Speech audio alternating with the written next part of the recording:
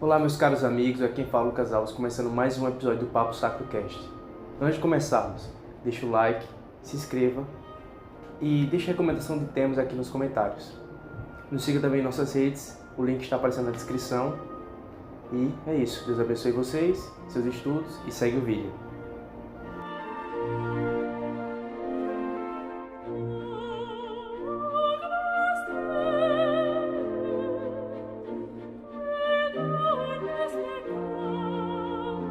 E hoje temos a satisfação de receber um cara já de casa, não é nem satisfação mais, é padrão receber o Ian aqui.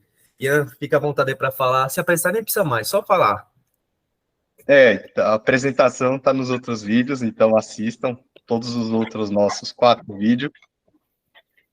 Mas para quem não assistiu, eu sou o Ian, da página Cristianismo e é sempre um prazer. Isso aí, Ian. Muito obrigado por estar aqui hoje, mais uma vez. E hoje a gente vai falar sobre um santo que Ian e eu estava devendo trazer para cá, não ao público, mas em nossas conversas a gente já estava cobrindo faz um bom tempo e a gente não trazia, que é sobre Mar Isaac de Nínive. Ian, antes de a gente falar um pouco mais sobre os feitos e história sobre ele, você pode explicar um pouco a história, não é nem a história, antes me fala o contexto em que ele estava. Bem, ele nasce no Catar, né? O que é um território que hoje a gente não associa ao cristianismo, mas que era uma grande satrapia do Império Persa Sassânida e, portanto, também da Igreja do Oriente. E, assim, se não fosse a descoberta das suas 2 radiografias no século XIX, a gente nunca ia saber que período da história ele viveu, né? Porque ele não menciona nada contextual em suas obras. Né? Então, ele vive exatamente no período de transição do século VII para o século VIII. É um período onde você vai ter a última guerra final, né, entre o Império Romano e o Império Persa. Vai ser uma guerra de 26 anos, que vai literalmente liquidar os 2 impérios. E aí você tem a mudança, né, de governo já no tempo que Isaac vai ser atuante, que é a mudança, é o fim do Império Persa Sassânida e o início do governo muçulmano árabe na Pérsia, né, a partir do califado Rashidun. Também você teve nesse período, no século VII, o início da controvérsia monástica, né? Você vai ter uma renovação do monacato celibatário na Igreja do Oriente, porque até um período anterior, por causa da influência do governo persa na Igreja do Oriente, os monges não eram celibatários mais. E aí você tem a importante figura de Mar Abraão o Grande, né? Que vai ser monge do mosteiro de Monte Isla, lá ali numa região perto da Turquia, né, que era domínio persa. E o Isaac, ele vai ser um desses monges, né, influenciado por esse movimento ascético de renovação monástica, que vai despontar como um dos autores mais importantes desse período, né. Há outros autores também do Catar, inclusive um deles é um importante exegeta do período, né, que é o Gabriel do Catar, da qual ele provavelmente era algum tipo de primo ou sobrinho. Ao mesmo tempo, você vai ter outra controvérsia, que é justamente o fim da controvérsia cristológica na Igreja do Oriente, né, a afirmação da ortodoxia final, que acontece a partir de um sínodo, né, o Grande Sínodo 612, ou a Grande Assembleia de 612, que foi um sínodo que não teve o principal hierarca da Igreja do Oriente presente, porque desde a morte do catolicoso Mar Gregórios, em 605, o patriarcado ficou vacante, então não houve um líder dessa assembleia, e por isso que os persas eles tentaram manipular, sabe? Eles queriam que a resolução, porque o que aconteceu? Quando o Império Romano ele aderiu a Calcedônia estritamente, ele começou a perseguir os sírios miafizitas e muitos se refugiaram na Pérsia. Um desses sírios, ele era médico da corte dos persas E aí ele converteu uma princesa persa à posição miafisita severiana, e aí começaram essas intrigas, né? Um dos motivos da vacância tão longa do patriarcado na Igreja do Oriente foi justamente a ação política dessa princesa persa miafisita, e eles queriam basicamente tomar a Igreja do Oriente, já que eles foram expulsos no Império Romano, eles queriam meio que usurpar a Igreja do Oriente e afirmar uma igreja sírio-ortodoxa a partir da Pérsia. Eles vão fracassar, porque, obviamente, a oposição e a tradição teológica da Igreja do Oriente era completamente oposta ao miafisismo. E aí você vai ter a liderança de um monge, que foi discípulo de Mar Abraão o Grande, que é o Mar Babai o Grande, aonde ele vai construir o que vai ser a ortodoxia final, né, que é a doutrina de Oficita Stricta, numa formulação dogmática de afirmação da única pessoa do Cristo, né, em siríaco a parsopa, e as suas duas quinumas, né, as suas duas naturezas concretas, ou seja, divindade e humanidade, e as suas duas naturezas abstratas ou as suas essências, né, que tem um homem e um Deus ali, né. Olha só, Oi, diga. fala então, Magrebino, a gente quer saber, eu quero saber, na verdade, uma coisa. O que é esse mar que vocês usam na frente de certos nomes? Acredito que seja algo importante. E nessa época aí, o Império Sassânida já tinha caído, né? Então, Bagdá já não era mais o centro. Qual era o centro ali daquela área da Ásia Menor, do Oriente e tal? E não esquece de falar o que é o mar, hein, pra gente. Então, começando, Mar é um título de honra que significa Senhor. Então, por isso que você vai ler no Evangelho que está Maran Atá, vem Senhor, né? Esse Maran é a declinação da palavra Mar, que é Senhor. Se usa nas traduções siríacas Mar para os santos da igreja ou os hierarcas. Porque, assim, na tradição siríaca não se usa a palavra santo, né, Kadisha, para coisas humanas. Só se usa para coisas que têm relação direta com Deus. Então, por exemplo, a liturgia chama Kadisha Kurbana, a oferta santa. O Espírito Santo, Kadisha Allahá, nunca se chama os santos por santo, né? Se chamam todos eles de Mar, né? Traduzindo, né, seria Senhor Babai, Senhor Efrem, Senhor Isaac, porque eles têm essa preocupação linguística, né? Já que eles são um povo semita, eles preservam aquela ideia de que estrita na linguagem de que só Deus é santo, né? Que já é diferente em outras línguas, né? No grego você chama os santos do mesmo jeito que você chama Deus, né? De Hagios. Então, Ian, Interessante, né?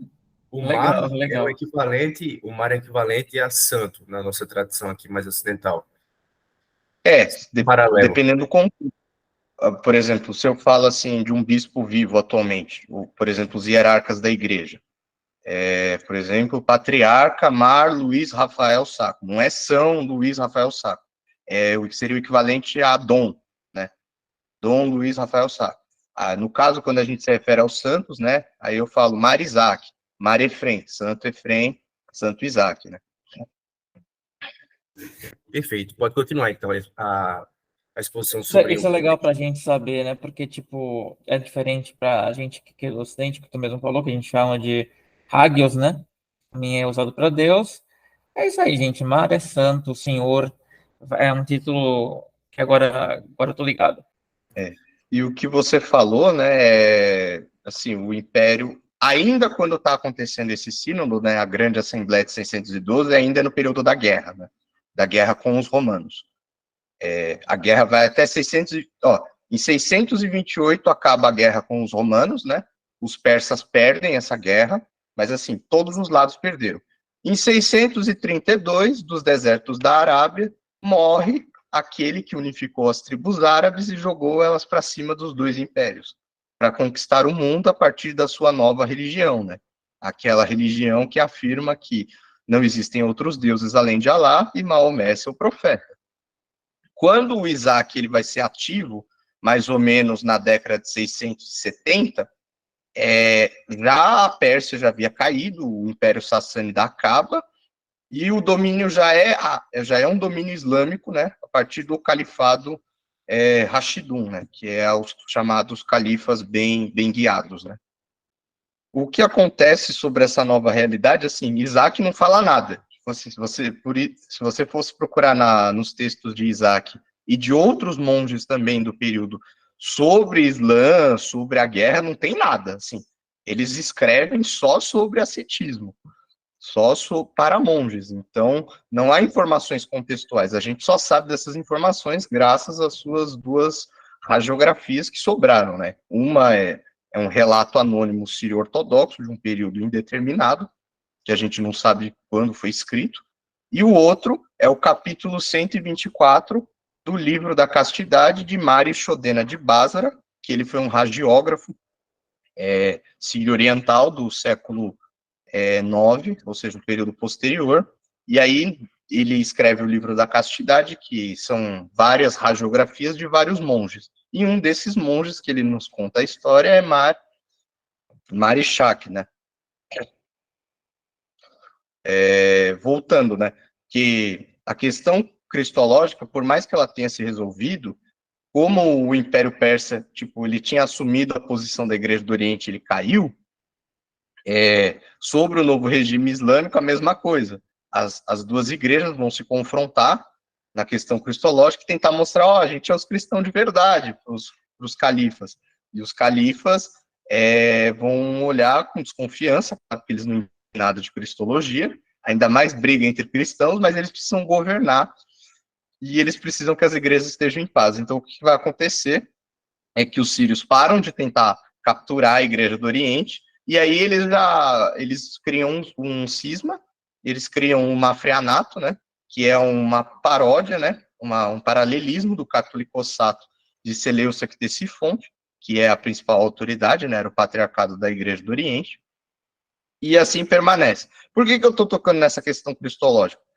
Porque Isaac claramente é um filho da Igreja do Oriente, ele não é filho da Igreja Sírio-Ortodoxa, ele não é filho da Igreja Ortodoxa, ele é um filho da Igreja do Oriente.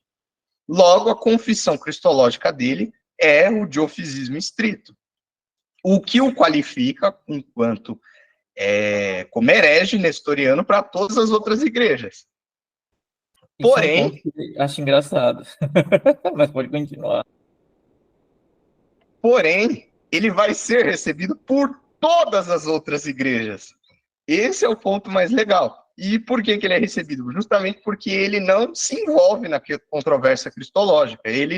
Quando ele faz a sua declaração cristológica, que é apenas um trecho da segunda parte das obras dele que sobreviveram, que é a parte que não foi recebida e não foi traduzida, ele faz a afirmação da fórmula cristológica em siríaco, né, diofisita estrita, mas ele não fala daquele termo que o Babai usa, né, que é as duas quinumas. Ele só fala das duas quianas e da única parsopa de Cristo e acabou. Isaac não quer se meter em controvérsias, esse não é o objetivo da sua obra. O objetivo da obra dele é justamente levar o monge, né, a experiência com Deus, a experiência do amor com Deus, e levá-lo à santidade. É só isso que ele trata. Uma coisa interessante, uma coisa boa de gravar com Ian, tem uma coisa boa e uma ruim. A boa é que ele passa o material todo pra gente, o roteiro do vídeo todo, então tipo, é só a gente seguir e tal, fazer as perguntas certas. O ruim, ele exige que a gente leia o material todo antes, e os textos antes, para a gente estar bem atualizado para conversar com ele. Então, o que eu vou dizer agora não é porque eu sei, é porque eu aprendi. As obras de... A gente sabe um pouco da vida de Santo Isaac, porque tem duas obras sobre ele, né? Apenas duas também, que vão se complementando, né, Ian? São duas fontes, né? Porque, assim, tem outras, só que essa terceira é uma hagiografia ortodoxa do século X, que tenta dar um migué para falar que Santo Isaac era ortodoxo, que ele era melquita, mas assim, ela não tem nenhum valor histórico, né? Ela é puramente uma propaganda dos ortodoxos para tentar explicar como é que um mestre ascético desses, que não era ortodoxo, virou talvez um dos autores mais importantes de toda a tradição ascética da Igreja Ortodoxa. É um bom ponto.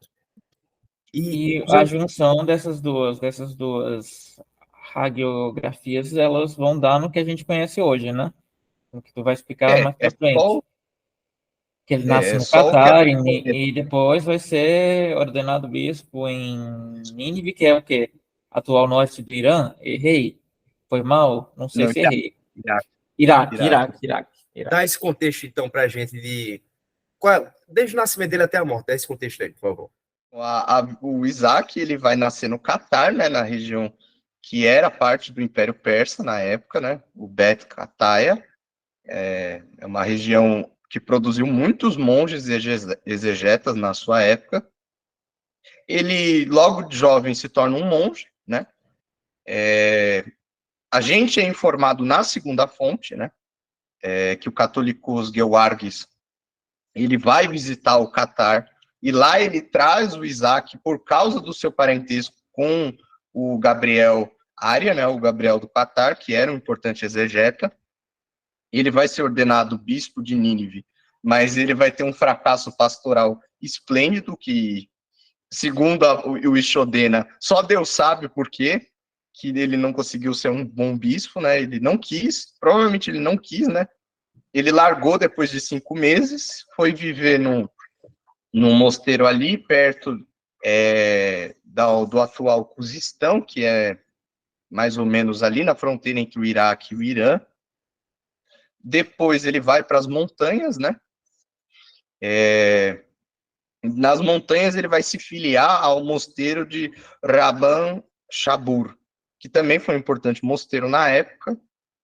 E ele teve muitos discípulos, porque assim, o monaquismo eremítico, né, o anacorético, na tradição siríaca, ele é um pouco diferente, né, da tradição egípcia, que é o monge que vai para o deserto e fica lá sozinho. Na tradição siríaca, os anacoretas, eles mais ou menos, eles criam celas particulares em determinadas cavernas, né, nas regiões montanhosas, mas eles vivem perto de um mosteiro para que eles sejam servidos dos sacramentos, né.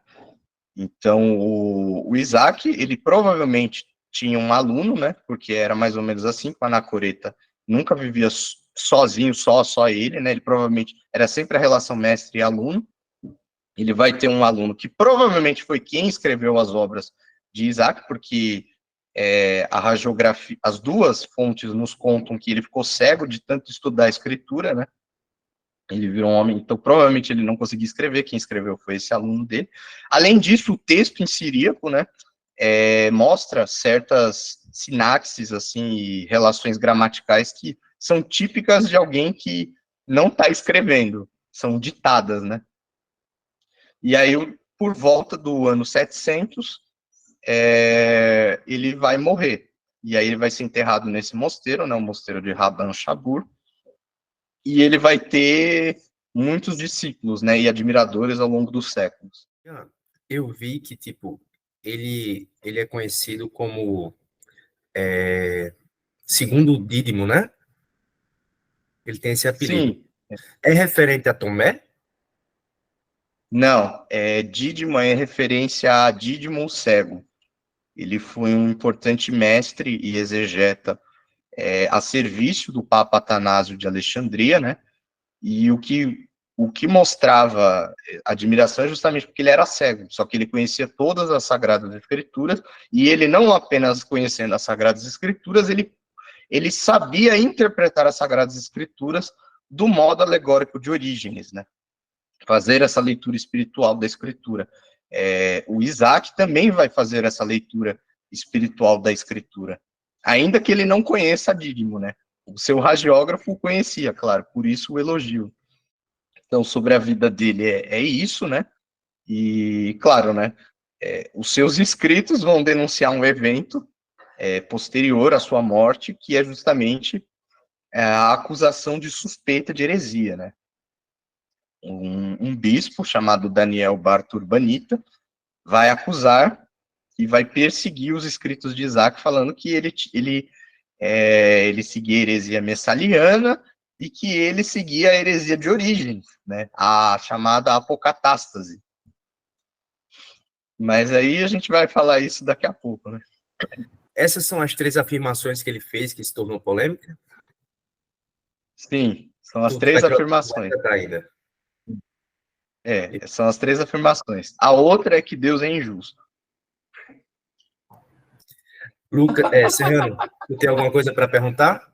Não, eu fiquei sabendo por outras fontes que não foram as suas, eu dei uma pesquisada a mais, sobre umas tais homilias que foram deixadas.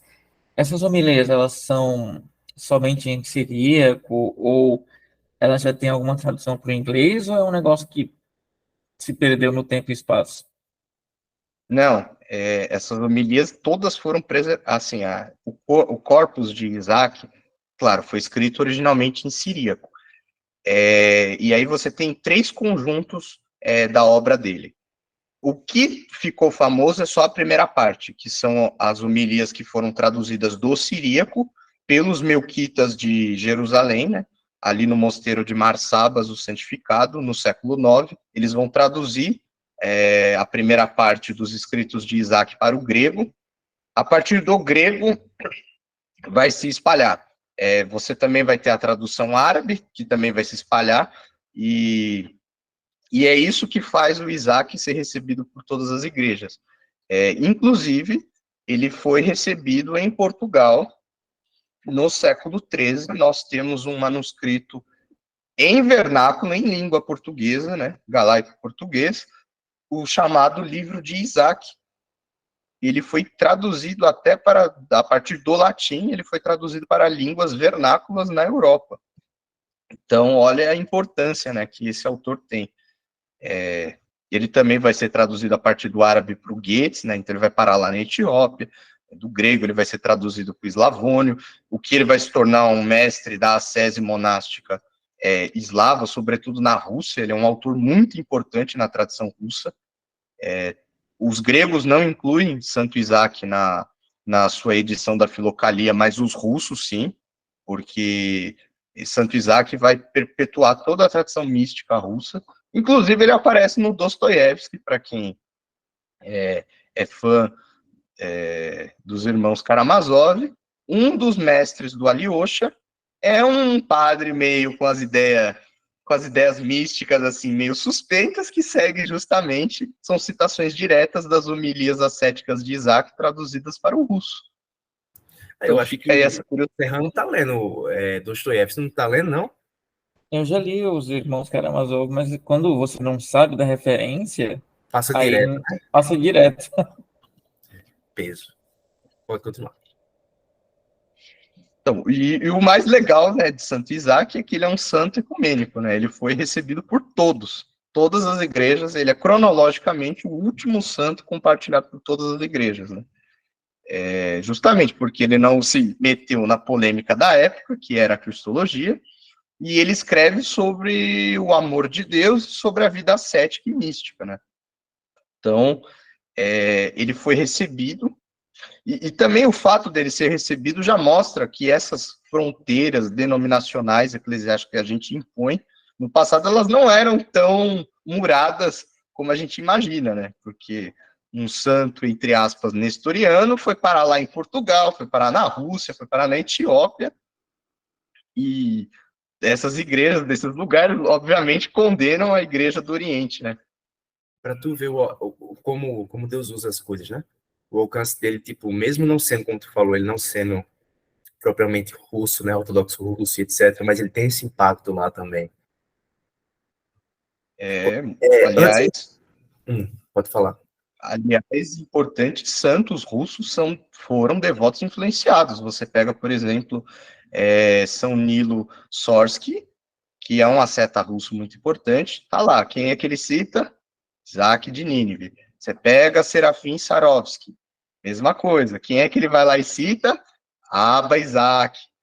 Ou você pega até santos ortodoxos atonitas, importantes do século XX, por exemplo, Abba Países, que era anti-ecumênico.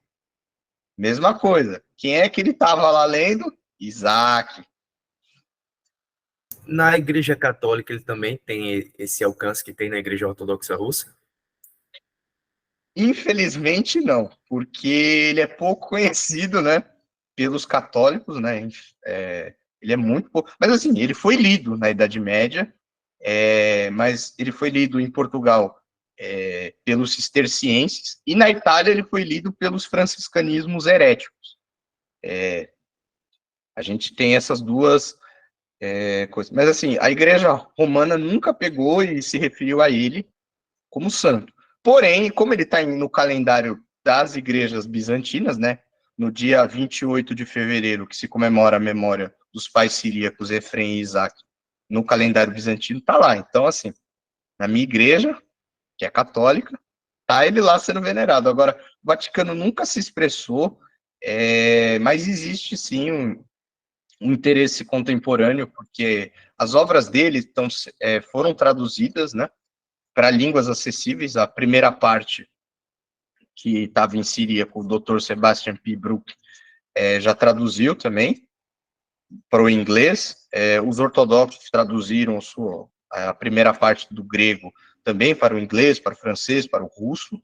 O metropolita Hilarion Alfaev, que é o metropolita da Igreja Ortodoxa Russa, ele é também um devoto de Santo Isaac, foi aluno do Dr. Sebastian Brock. Ele traduziu a primeira e a segunda parte das obras que o Dr. Brock encontrou no manuscrito na Universidade de Oxford, né? Ele teve essa iluminação de ter encontrado a segunda parte perdida lá nos arquivos de Oxford, né, os arquivos siríacos. Ele encontrou a segunda parte e ele rapidamente traduziu. Também há uma tradução da segunda parte em italiano. E um italiano achou a terceira parte, que na verdade é só um compilado da parte 1 e 2, né? É como se fosse um mesclado, né? Mas tá aí. Então é um autor que, além de estar acessível a todos, é um autor muito frutuoso, que basicamente quem lê tem uma experiência, assim, porque diferente de outros autores ascéticos, por exemplo, você pega Máximo Confessor, da tradição bizantina, para ler. Você precisa entender uma série de conceitos que ele usa. Um autor sírio-oriental, ele é mais ingênuo nessas questões intelectuais, né? O negócio dele é a experiência prática. Então, qualquer um entende o que ele está falando. Você não precisa ser um expert, um siriólogo, saber siríaco para entender o que ele está falando, né? Ele é um autor que dialoga, assim, né, face a face com você. Parece que o tempo não o separa se você o ler, né? Incrível. Ian, vamos entrar agora na questão da teologia dele e alguns outros temas. A gente já falou sobre ele ser o último dos ecumênicos, né? Ele é reconhecido pela igreja no seu total. O que mais a gente pode falar sobre ele? Bem, a gente tem que falar porque assim, né, na tradição eclesiástica, ainda mais a tradição ascética, ela nunca se inventa do zero, né? Ela sempre tem uma série de mestres. Quem o próprio Isaac chama de seu mestre é ninguém menos e ninguém mais do que Evagrio Pôntico, que ele é um autor que o Ocidente não gosta muito, né?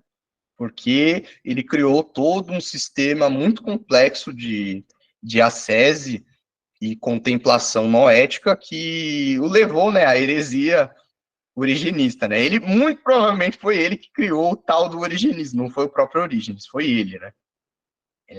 Só que Evagrio é muito interessante, porque quando ele é traduzido para o siríaco, ele é traduzido já meio editado, então essas partes, assim, meio polêmica, é cortada.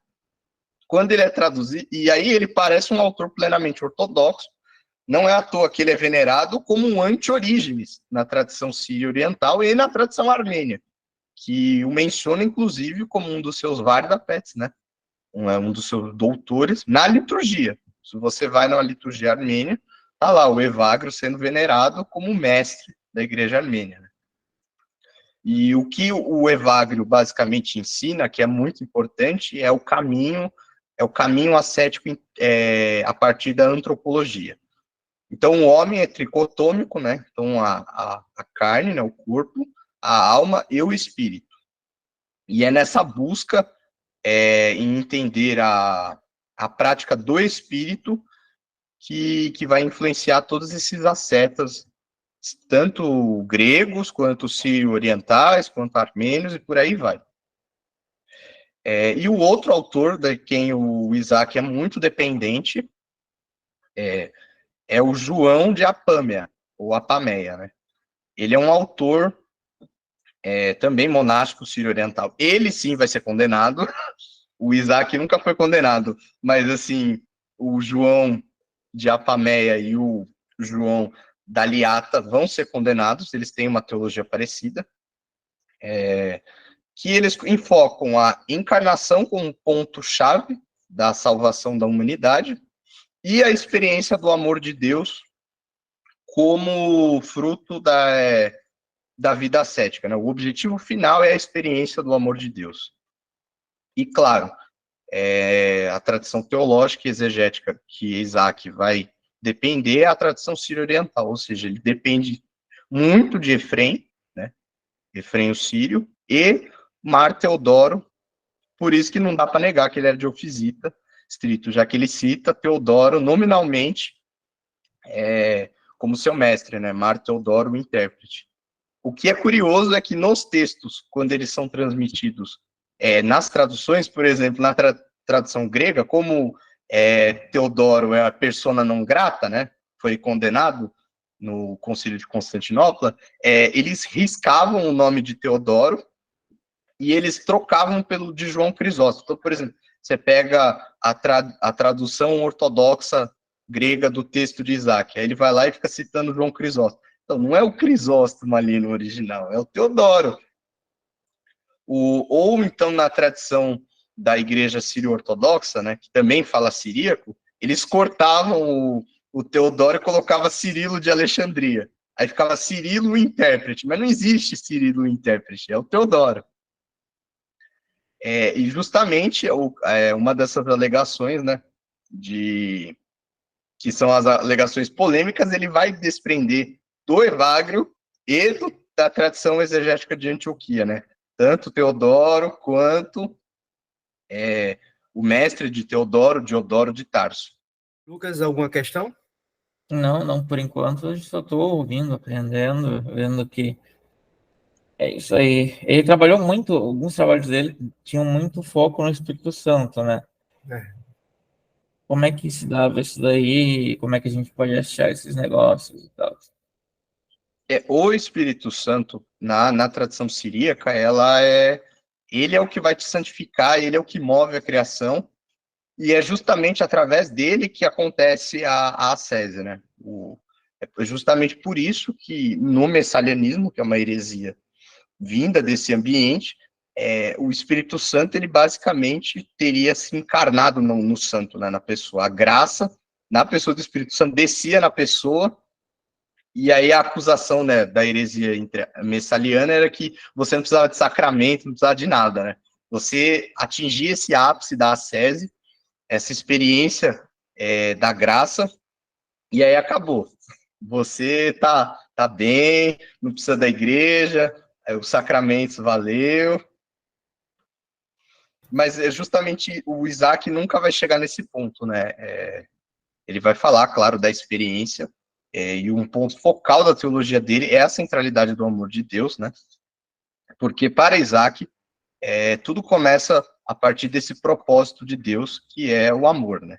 Então ele cria tudo a partir do amor. O mundo foi criado a partir do amor de Deus, porque se Deus não amasse, não haveria motivo para ele.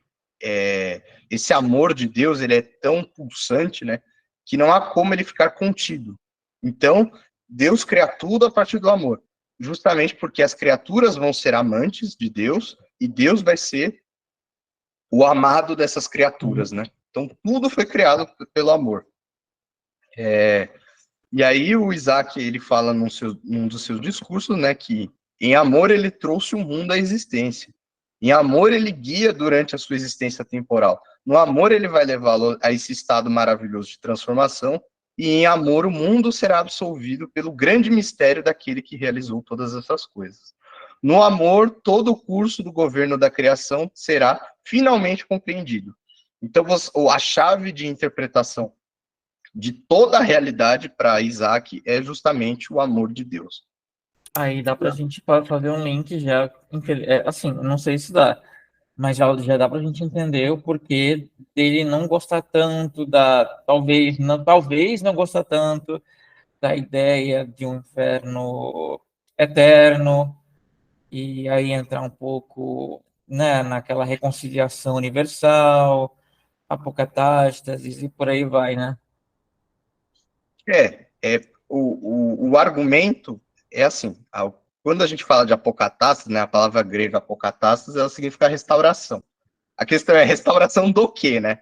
Porque existem várias apocatástases na tradição tanto grega, mas o que ele quer dizer? Ele não usa, claro, né? Ele nem conhece o grego, então ele nunca vai usar essa palavra, mas a ideia é que o amor, como esse é o propósito eterno de Deus, é o amor. Não faz sentido para o propósito de Deus, para a criação e o tudo, o mal. Se você pressupõe que a Guiena ela seja eterna e ela vença, para isso ele pega de Evagrio, o que você está falando? Que o pecado ele superou o amor de Deus. Isso não é possível. Se você parar para analisar, não é possível que o pecado vença. Porque uma coisa Deus é amor, logo ele é eterno. O mal não. O mal ainda é criatural. Então, se ele é criatural, ele tem fim. A lógica é mais ou menos essa, né? Primo, são duas perguntas. Uma é só para eu me situar um pouco. O Isaac, ele é que nem os outros orientais que, tipo assim, não gosta de sistematizar a fé, não gosta de racionalizar a fé e vai muito pela experiência? Sim, Isso é lindo, isso é lindo. Deveria ser mais usado pelos nós ocidentais, né? Verdade, deixar o aristotelismo um pouco de lado, né, Lulu? Não, aí não. Mas pode continuar, Ian. Assim, Isaac, ele vai dizer que uma das fases mais importantes da ascese é justamente a experiência do amor de Deus.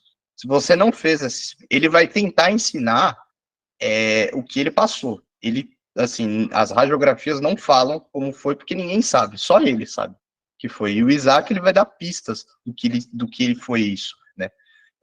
Uma das imagens que ele vai usar, né, a tradição siríaca, ela é muito poética. A gente viu isso no nosso episódio sobre Efrem, né, que o sujeito constrói a teologia inversa, né? O Isaac não. O Isaac, ele não escreve em verso, ele escreve em ditado, né? São ditos, né, que o aluno dele transcreveu. E uma das imagens, né, que ele usa para para dizer da experiência do amor de Deus é a embriaguez. Ele vai falar que a gente fica bêbado pelo amor de Deus. Quando você passa por essa experiência, e sabe, não é uma experiência de êxtase. É isso que é interessante, porque, por exemplo, você pega na tradição ocidental, você pega, por exemplo, Teresa d'Ávila, né? Quando ela fala do amor de Deus, a experiência que ela tem, é uma experiência descrita em termos eróticos, né?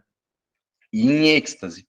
O Isaac não tem essa descrição, ele vai ter uma descrição, claro, ele vai usar a metáfora da embriaguez, como ele mesmo afirma, né? Mas não é um êxtase, não tem essa atenção estática, né? É uma experiência prática. Uma vez que você começa a olhar como um místico, olha, né? A partir dos olhos de Deus, você não vê mais a separação entre o temporal e o eterno, você consegue agir de um outro modo, né? E é por isso que ele vai fazer uma afirmação que, quando eu conheci Isaac, eu fiquei bem surpreso, porque é uma das afirmações bem chocantes. O mundo cristão sempre enfatizou a justiça de Deus. Aí ele vai lá e fala que Deus não é justo. Ele vai lá e fala que Deus é amor, porque a justiça, ela é a retribuição. Deus não vai retribuir a cada um o que lhe é próprio, né? Pelo contrário, a ideia de Deus é justamente que você não merece nada. E não merecendo nada, ele te deu tudo. Então, essa graça, né, ela vai superar a lei. O evangelho anuncia a superação da lei pela graça, e a partir dessa graça você vai experienciar isso. Então, por isso que você até pode retribuir com justiça o pecador, mas aí você estaria traindo o evangelho, que é a lei da misericórdia. Então, a misericórdia é a superação da justiça. E a minha outra pergunta, primo, era sobre como ele concilia essa ideia de amor de Deus com a questão do inferno. Ele apela não, ele usa da ideia de flagelo de amor, do inferno. Na primeira parte, que é o que foi traduzido, ele começa a dar pistas sobre essa questão, né? Porque somente na segunda parte da sua obra que ele vai dedicar uma atenção especial ao que ele vai chamar de o grande mistério da Guiena, né? Ele chama o inferno de Guiena, como está nos evangelhos. E o que ele vai dizer sobre o inferno? Ele vai dizer que Deus é imutável. Isso é um ponto focal da tradição sírio-oriental. Deus é imutável. E ele é amor. Então ele não pode virar outra coisa. Essa ideia do flagelo do amor é porque, na tradição siríaca, Efrem já nos dá essa pista, né? O julgamento não é um julgamento de Deus te acusando. Não tem isso. Na verdade, o que Efrem vai colocar em termos poéticos é como se todas as suas ações, todos os seus pensamentos, eles se materializam. Eles vão se materializar diante de você. A partir dessa perspectiva, as suas ações e os seus pensamentos que estão ali materializados diante de você, eles passam a te acusar. E é esse o tormento que há. Esse é o tormento do pecador. É um terror um tormento mais psicológico, né? Nenhuma dor física. Claro, o Isaac ele vai descrever, né, que a Guiena assim, se você imaginou algo ruim, imagine que tudo que você imaginou é leve comparado ao que ela é de fato. E qual é o argumento que ele vai desenvolver? Ele vai desenvolver a partir da divina providência, que é um argumento que ele herda do Diodoro. Se você olhar a nossa história, tal qual ela é narrada na Escritura, a gente só fez erros, a gente só cometeu erros. A gente foi lá e caiu, pronto. Arruinando toda a criação com a queda. Mas aí o que Deus fez? Foi lá e não, irei ao resgate do homem. Foi lá e usou a queda de Adão para possibilitar a sua própria encarnação. Se você olhar outros exemplos, por exemplo, a Sara duvida de Deus, mas aí ela vira a matriarca da linhagem do Messias. Então, nessa série de erros que a humanidade vem cometendo e que você vê na Escritura descrita, tudo isso foi usado por Deus para retirar uma obra de amor dele por nós. Então, o que o Isaac vai pensar? A Escritura nos revela a realidade da Guiena. Mas, e se Deus não quis revelar o que acontece depois? Porque, assim, se existe um grande mal, Deus tirou um grande bem. E isso foi o que aconteceu na história humana. Logo, nesse final escatológico, que grande mistério é esse que ele ocultou de nós? Esse grande mistério do amor. Então, o Isaac, ele não é universalista. Porque ele não está falando que todo mundo vai ser salvo. Ele não está afirmando isso, mas ele está pensando a possibilidade de que exista algo por trás. Então, porque uma vez que o mal, ele acaba, ele tem limitação criatural, né? Ele tem uma limitação no tempo, e o amor não, então, alguma coisa vai acontecer. Agora, o que é essa coisa? Ele mesmo diz que não sabe, né? Aqui ele dá uma pista, né, no seu discurso 39, que ele diz que ele é da opinião que ele, né, Deus, irá manifestar algum resultado maravilhoso, uma questão de imensa e inefável compaixão por parte do glorioso Criador, com respeito ao ordenamento desta difícil questão do tormento da Guiena. Fora disso, a riqueza de seu amor, poder e sabedoria se tornarão ainda mais conhecidos, assim como o insistente poder das ondas de sua bondade. Então ele não afirma que todo mundo vai ser salvo, mas tem alguma coisa ali, porque Deus deu essas pistas, ele fez isso, e como Deus não muda a sua forma de agir, então não faz sentido que, para ele, né, a Guiena seja o fim. Tem alguma coisa que está escondida por trás, que vai revelar um mistério de amor tão grande que não foi possível ainda ser revelado aos homens, ainda que suas pistas tenham sido deixadas na história da humanidade, né? Interessante. A gente pode pensar a Guiana, tipo, ele talvez pensasse assim como um lugar mais para que a gente pensasse nos nossos erros antes de partilhar de Deus assim completamente. Será que foi? Será que era alguma coisa do tipo? Eu fico me perguntando, né? Ele tira uma definição de Evagrio de que a Guiena não é um lugar, mas um estado. Então, o que é a Guiena? É esse tormento psicológico. Você, diante do amor de Deus, foi rejeitado. Ou melhor, você rejeitou esse grande amor. Então, imagine o Uhum. tormento que significa isso. É isso que ele vai identificar como o tormento da Guiena, né? Porque diante de tão grande amor, dessa experiência, e você a rejeita, nossa, o que isso significa para a tua alma? A pior coisa possível que existe. Então é mais ou menos isso que ele vai pensar, né?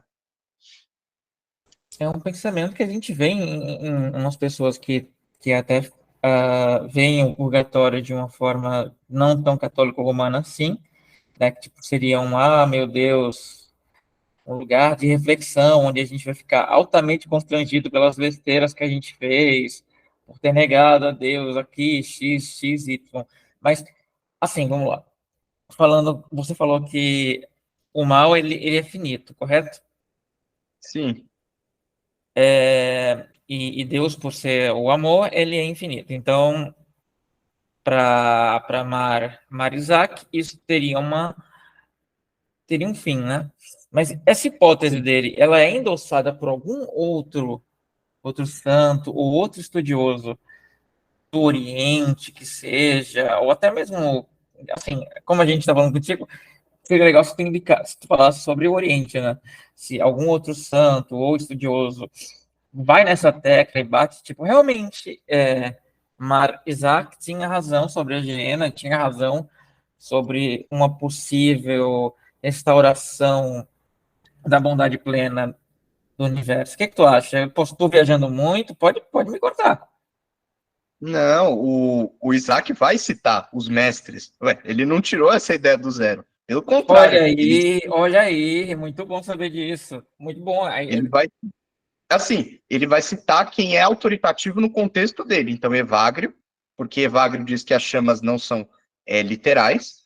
Ele vai citar Diodoro, Mar Diodoro, que também, na sua exegese crítica da escritura, vai chegar a essa conclusão de que as chamas não são chamas mesmo. Então, se elas não são chamas, o que impossibilitaria de que tivesse fim? E o outro mestre, que é o Mar Teodoro, também vai chegar nessa conclusão. Eles são autores que fazem uma exegese literalista, mas ao mesmo tempo tão crítica que eles vão duvidar de uma série de coisas. Então ele fala com autoridade, sabe? Ele não está falando sozinho dessa posição. Essa posição que beira, né? O Isaac não vai chegar a falar que todo mundo vai ser salvo, mas um seu posterior, um autor chamado Salomão de Bázara, que era bispo dessa cidade lá na Mesopotâmia, ele vai escrever o livro da abelha, e num dos últimos capítulos, claro, remetendo à autoridade de Diodoro e de Teodoro, ele vai chegar a essa conclusão, de que se as chamas não são literais, e uma vez que elas são chamas, elas têm fim, né? Chamas se apagam. Então, a Guiena não poderia ser eterna. Mas aí são outros pensamentos, né? O pensamento de Isaac, como ele não chega a afirmar, ele não pode ser exatamente condenado. Ele é uma possibilidade. É bom lembrar que é somente uma espécie de hipótese, né, que ele coloca, e é uma hipótese de peso. A gente teve acesso a um pequeno material sobre a vida dele, e a gente não pode dizer que o cara não era um cara que sabia. Eu não sei o quão normal isso é dentro do cristianismo oriental, mas as escritas que pareciam para mim poesia, né? Achei aquilo muito maravilhoso, cara. Achei, assim, totalmente fora da minha realidade, sabe? E é tudo teologia ali, é como se fosse uma teologia cantada. Não sei exatamente como é que explicar isso. Foi outra coisa que chamou muita atenção, se tu puder falar um pouco. O Isaac em si, ele não escreve em verso, então a teologia dele não é cantada. A teologia dele é toda voltada para monges. Ele escreve de um monge para outros monges. Só que assim, as aplicações, como é um texto monástico, ascético, é totalmente aplicável. Então, na vida de qualquer... Claro, dependendo, se você não vive sobre regras monásticas, tem coisa que vai sair fora da caixinha. Mas, por exemplo, ele vai dizer sobre os nossos pedidos a Deus. Ele vai dar o exemplo de que uma pessoa que tem um pedido medíocre a um príncipe, desonra o príncipe e desonra a si mesma com seu pedido medíocre. E aí ele fala que tal qual é a nossa oração com Deus. Então, antes de pedir qualquer coisa para Deus, ainda mais ele vai dizer que esses pedidos medíocres se identificam justamente com os pedidos da carne. Pense bem antes do que vai pedir a Deus, né? Então, é um texto bem prático. Os seus outros contemporâneos, muitos deles foram exegetas, né? O próprio seu primo, né? Ou talvez tio do Gabriel Arya, né? O Gabriel do Catar, foi um importante exegeta. O que floresceu muito no século VII na tradição sírio-oriental foi a exegese. Mas você tem um gênero de texto em siríaco, que a gente falou no nosso vídeo sobre Efrem, que é um menra, que nada mais é do que uma homilia em verso, porque a homilia era cantada, né? Então, ela tem a aplicação de uma homilia, só que ela tem um diferencial, o seu recurso de pôr em prática não é o retórico, e sim o canto. O que é, na verdade, mais fácil, porque os cantos da igreja são muito mais fáceis de serem lembrados. Aliás, pergunte a qualquer pessoa o que ela lembra da homilia de domingo passado. Nada. Agora, pergunte o canto da igreja que ela ouviu. Ela lembra. Então, é um recurso que Efrem usa, né? E outros autores, um autor sírio-oriental importante também, Mar Narsai, vai emular Efrem, vai só escrever Menra também. Há autores que expressam sua teologia só em hinos, aí tem hinos que são devocionais e hinos que são litúrgicos, né, usados na liturgia.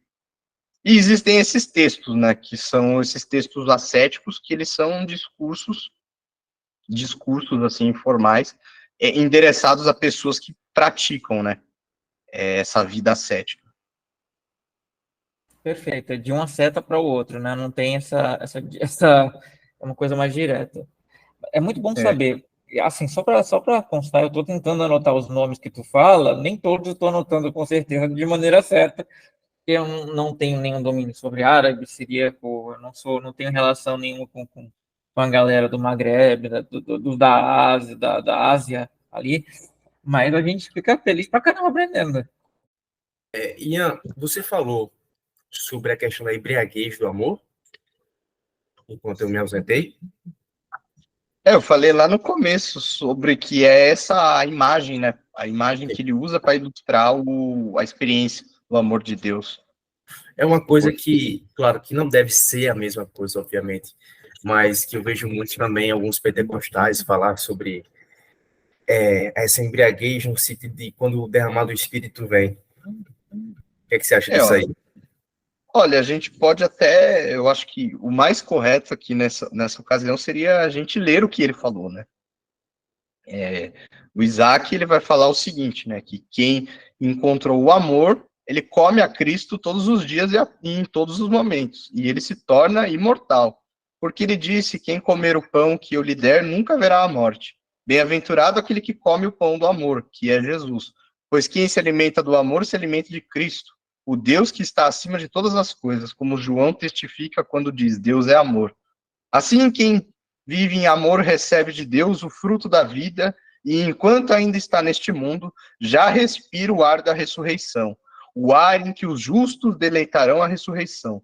O amor é o reino, é a partir desse amor que o Senhor prometeu misteriosamente a seus apóstolos que eles serão nutridos em seu reino. Comam e bebam à mesa do meu reino. O que é isso, senão o amor? Pois o amor é capaz de nutrir o homem em vez de comida e bebida. Ele é o vinho que alegra o coração do homem. Bem-aventurado aquele que bebe este vinho. Os devassos beberão dela e tornarão-se castos. Os pecadores se embriagarão e esquecerão o caminho do pecado. Os bêbados beberão e ficarão mais rápidos. Os ricos bebiam e queriam pobreza. Os pobres beberam e ficaram ricos em esperança. Os enfermos beberam e foram fortalecidos. Os ignorantes se embriagaram e se tornaram sábios. Então é isso que o amor faz, né? Maravilha. Ele faz uma comparação, pelo menos parece, que um amor até com o sacramento da mesa do Senhor, né? Da Eucaristia. Parece muito. Ele fala ali do pão e do vinho. Eu acho legal pra caramba. Eu quero muito esse texto na minha mesa agora. Você falou sobre vocação. Não, eu acho que eu pulei, né? Você falou sobre o quê? Sobre a transformação de Cristo, do cristão? Eu falei mais dessa coisa, né? Da Da gênero, né? superação.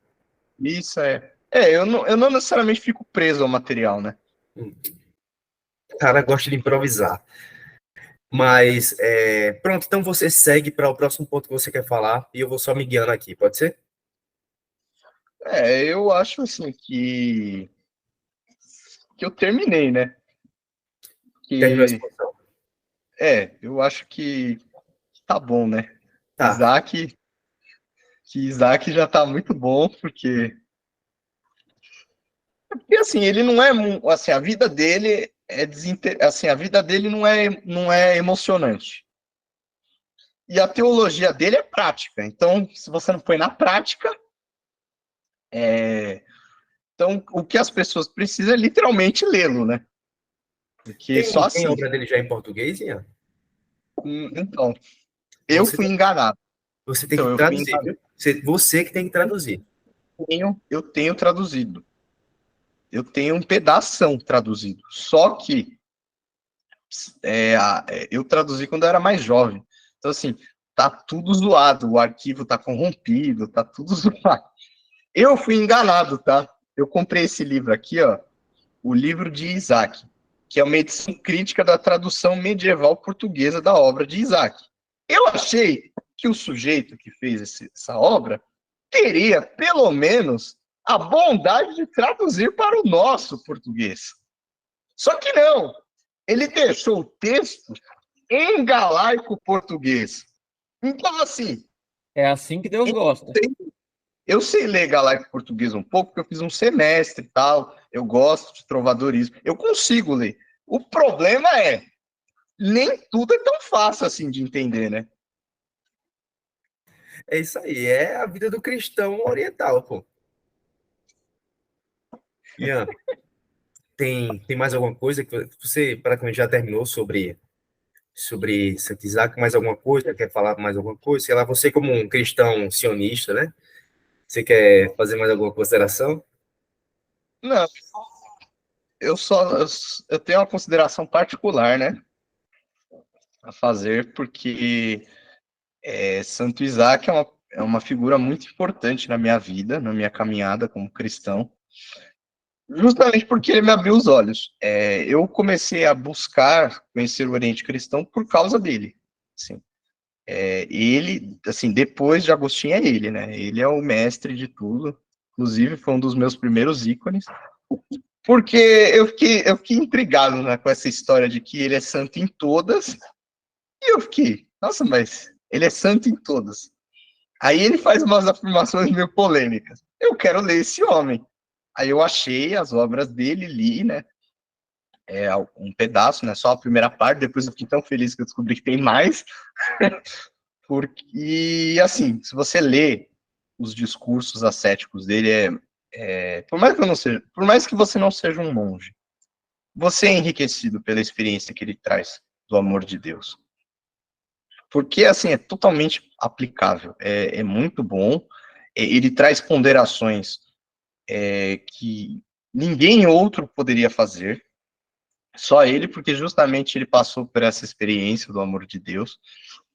E eu ficava curioso, né? Eu falei assim, nossa, se esse autor é tão bom, eu quero saber qual foi a igreja que ele era o filho, né? Porque ninguém nasce do nada, né?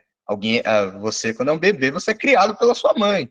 Então, quem é a mãe de Isaac? Que igreja é essa? E aí eu fui buscando. E aí eu encontrei, né? Essa maravilha que é a Igreja do Oriente. E tudo, assim, porque ele é um só. Ele talvez é o mais famoso filho da Igreja do Oriente, mas existem outros autores, né? Esses não tão santos assim, né? Não foram reconhecidos, que justamente são os seus discípulos, né? Um é um discípulo direto, que é o José de Ruzaia, que foi condenado por heresia messaliana, e o outro é um antecessor seu, que escreve coisas bem parecidas, que é o João de Daliata, que também é um autor muito importante, né? Mas esses aí, infelizmente, eles não foram canonizados por todas as igrejas. Aliás, eles não foram canonizados por ninguém, né? Legal, é muito bonito ver esse amor pela que você tem quando fala de Marizac. Então, Ian, muito obrigado. Você tem alguma coisa na sua página no Instagram sobre Santo Isaac? Tenho traduzido alguns trechos na página, em parceria com o Lucas Gesta. Então é fácil de encontrar, porque é um post mais esteticamente bem feito, né? Cortesia do editor do Lucas. Mas pretendo sim continuar publicando traduções dele, inclusive das suas partes polêmicas. E por mais polêmicas que seja, elas são muito bonitas, né? E eu acho assim, né? Como você disse lá no começo, né? Deus usa, porque, cara, ele tinha tudo para ser mais um herege, isso aí. Assim, as fontes que ele usa para todas as outras igrejas são totalmente questionáveis, né? Ele usa Evagrio, ele usa Teodoro, ele usa João de Apameia. Sim, são autores que todo o resto condena. O Evagrio, claro, é aquela coisa, né, da transmissão textual na Idade Média. Se você gosta do texto e não gosta do autor, você troca, porque o Evagrio basicamente sobreviveu assim, né? Na tradição grega, o pessoal atribuía a Gregório de Nazianzo, o Macário, mas assim, você cortava o nome do sujeito. E é impressionante, né? Porque ele se tornou santo em todas, mesmo após já a divisão das igrejas, e ele se torna esse mestre aí, o mestre do amor de Deus para todas as igrejas, né? Então, fica aí um recado de esperança e que fora da igreja não há salvação. Pense em Isaac. Amém. Ou melhor, fora da sua igreja não há salvação, pense em Santo Isaac. Muito bem, muito bom, muito bom. Ian, antes de finalizar, você falou as três afirmações que ele fez que foram polêmicas, não falou? Falei, essa coisa da Guiena, né? Que Deus é injusto. E a outra era, se eu não me engano, é ligada a isso também. Uhum. Porque não dá para saber, não tem o texto do inimigo dele, né? O Daniel Bartubani. Então, essa é a coisa engraçada, né? Daniel Bartubani foi lá e falou que Isaac era um herege. As obras dele sumiram. As obras de Isaac, preservado em todas as línguas. Deus julgou quem era o mais importante ali no caso. Então, assim, não dá para ver que três afirmações eram essas exatamente, né? Ian, para a gente finalizar, você está lendo alguma coisa? Olha, de livro, não exatamente. Eu estou folheando um livro que eu tenho aqui há algum tempo, né? Que eu ganhei de presente, que é a História da Mística Ocidental do Bernard McGreen, parte 2, né? Falando explicitamente sobre a mística em Gregório Magno, né? Uhum. Que legal. E é uma coleção bem legal. Infelizmente, a Paulus parou de traduzir.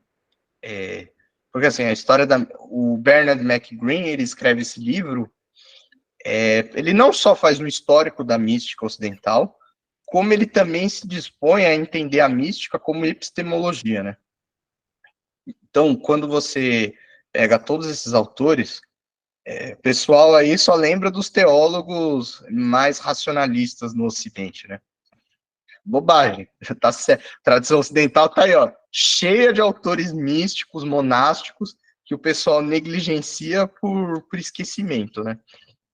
E aí é um bom catálogo de referências, também é um bom livro para você entender como que a mística... Porque assim, eu conheço bastante da mística oriental, eu posso abrogar isso, em diferentes tradições, né? Mas a mística ocidental também é muito importante, né? É uma herança que não deve ser esquecida, né? Então vocês dois, que são filhos do Ocidente, resgatem isso.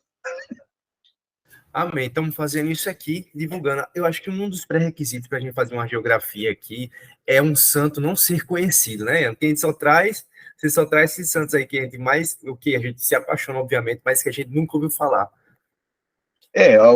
Aqui a gente traz que nem eu diversas vezes falo, né? Ah, Santo Efrem é o mais famoso. É famoso para quem, né? É o famoso para quem? É o famoso desconhecido. Né? Santo Isaac é o mais famoso de todos os filhos da Igreja do Oriente. Mas ele é famoso para quem? Não, mas o Isaac, ele tem se tornado bem famoso recentemente, justamente porque as obras dele foram traduzidas. Porque assim, não adianta nada eu pegar e falar assim, não, então, tem uma seta muito importante, esse autor aqui, ó, o João da Liata, e não tem nada traduzido, tá tudo em sírio. Vai ser famoso como? Cirúrgico. Uma recomendação também aqui, nada a ver com o tema. Eu sempre recomendo um livro que eu estou lendo no momento, quando é de alguma coisa que faz sentido para o canal. São Tomás de Aquino e a Psicoterapia, Psicopatologia, de Henrique Eduardo Krapf, não sei pronúncia, vai estar aparecendo na tela. E que Ian gosta muito de São Tomás, então fiz essa recomendação, fiz questão de fazer nesse vídeo com o Ian e não no vídeo anterior. Ian, o maior dos tomistas brasileiros. E, primo, obrigado mais uma vez por estar aqui. Uma curiosidade. Isso. A festa de Santo Tomás de Aquino é no mesmo dia que a festa de Santo Isaac no calendário bizantino, 28 de fevereiro. Olha aí. Por isso não celebramos Tomás de Aquino e celebramos Isaac e Efrem. Que maravilha. É isso. Ian, mais alguma coisa? As redes dele vai estar aqui na descrição, como já é de praxe. Quer falar mais alguma coisa, meu primo? Olha, se possível, tenham acesso e leiam as obras de Isaac, vão mudar as suas vidas. E fiquem com o amor de Deus, né? Amém. Olha aí, gostei do final. Serrano, alguma coisa a mais quer falar? Não, acho que tudo já foi falado. Vamos tentar ficar no amor de Deus e orar para que essas obras cheguem com mais facilidade, né? É verdade. Então é isso, pessoal. Deus abençoe vocês, seus estudos e sigam embriagados pelo amor de Deus.